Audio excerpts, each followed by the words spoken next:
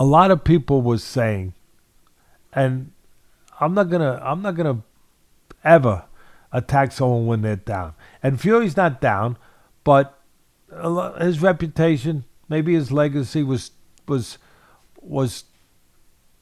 smacked a little bit.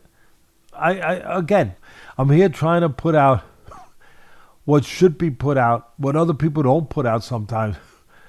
That's gonna give explanations for things, answer questions that I believe are important and that fans want to know, quite frankly.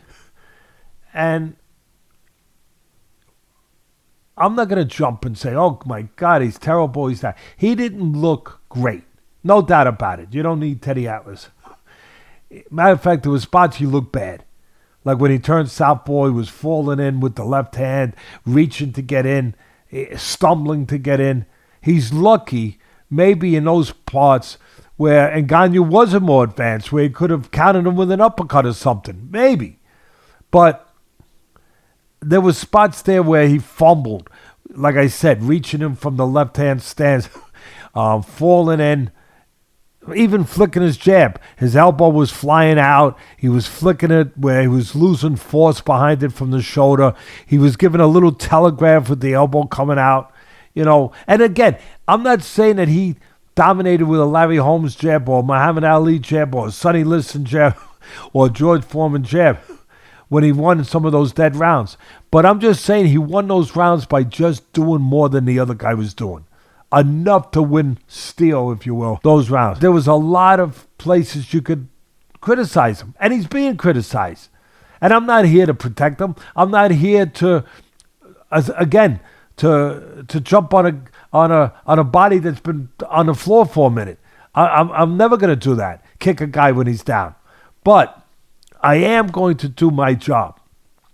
I thought from the beginning, and I know it's easier to say now, but from the beginning, the people out there that were a little drinking the Kool-Aid, they were a little drunk with whatever they were drunk with, and we all get drunk with that stuff, what we want to feel, what we want to believe, we think we're right. But when they were saying that Fury was the greatest heavyweight of all time, I was like, slow down. Slow down. just slow down. And again, I'm not going to say that he's a fraud. He's not. He's a versatile heavyweight who's 270 pounds, who's 6'9", who can box. He can fight inside. He's got a chin. Not a great inside fighter, but he can press you with his size. He beat Wilder on the inside, though. He did in the last fight. Even a little bit in the second fight, but especially in the last fight. And he got dropped, too. Got off the floor again. He's got great heart. He's very dimensional. He's a great promoter. He's still all of that. But I never thought that he should be enshrined as the greatest heavyweight of all time. Just like I didn't think Canelo should be enshrined as the greatest Mexican fighter. It's not right. It's not fair to the fighters that are out there that are part of history, that have resumes that are greater. Listen, Fury still has time to make his resume greater and to make up for what happened the other night. And he's done great things. And that shouldn't be forgotten. He had an off night. And Ngannou was part of that off night. But he had an off night. But to say he was the greatest of all time, that was getting ahead of yourself. And again, not because now he was exposed. You know, some people will say he was exposed. I think he had an off night. I think mentally he was not geared right. But I still think Ngannou gets the credit because he was geared right. He was prepared. He did a tremendous job. And sometimes the greatest ally you can have is just the unexpected. Just the unexpected. Where, you know, where you're doing something that nobody thought, just the unexpectedness of something sometimes can be the most important thing. And I think that played, that he wasn't expecting this. But when you looked at his resume, you know, his big win against Klitschko. Klitschko was 39.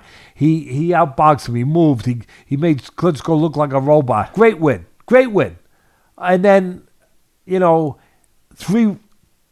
draw and 2 wins against Wilder. Great puncher, but not a great fighter. Not a great technician, but a great puncher. And he got off the floor a couple times to win a fight. And then recently, Chisora, who is a warrior of warriors, but at the end of his career, Dillian White, who's really was very, quite frankly, was disappointing in that fight. Very disappointing. But a big, strong guy that could have been dangerous. Nobody thought, and again, he's not Joe Frazier, Dillian White. We get it. But nobody expected. You look back now, it's easy to throw darts. To say, oh, he beat Dillian White, he beat Chisora. Well, Dillian White is a big, strong guy that nobody expected him to get taken apart. And I will say, Dillian White looked like he wasn't prepared for whatever reason. But all you can go by is what was done. And Fury took him apart. Finished him with an uppercut, took him apart. And again, it's not the resume that Ali has. It's not Foreman. It's not Frey. You can only have the resume of the people around during your era, during your time. But I never thought that he should have been announced in that air of those guys, the Joe Louis, the Alis, even the Larry Holmes, the Jack Johnsons. I mean, again, just like I'm not knocking Canelo, but they don't know what they don't know. Some of these fans that say, "Oh, the greatest," they don't know who was around that they're not looking at, they're not giving credit to, that they're not aware of. And it's the same thing with the heavyweight division has so many magnificent, to say anybody. I don't care, even if Usyk beats him, you can't say he's the greatest heavyweight.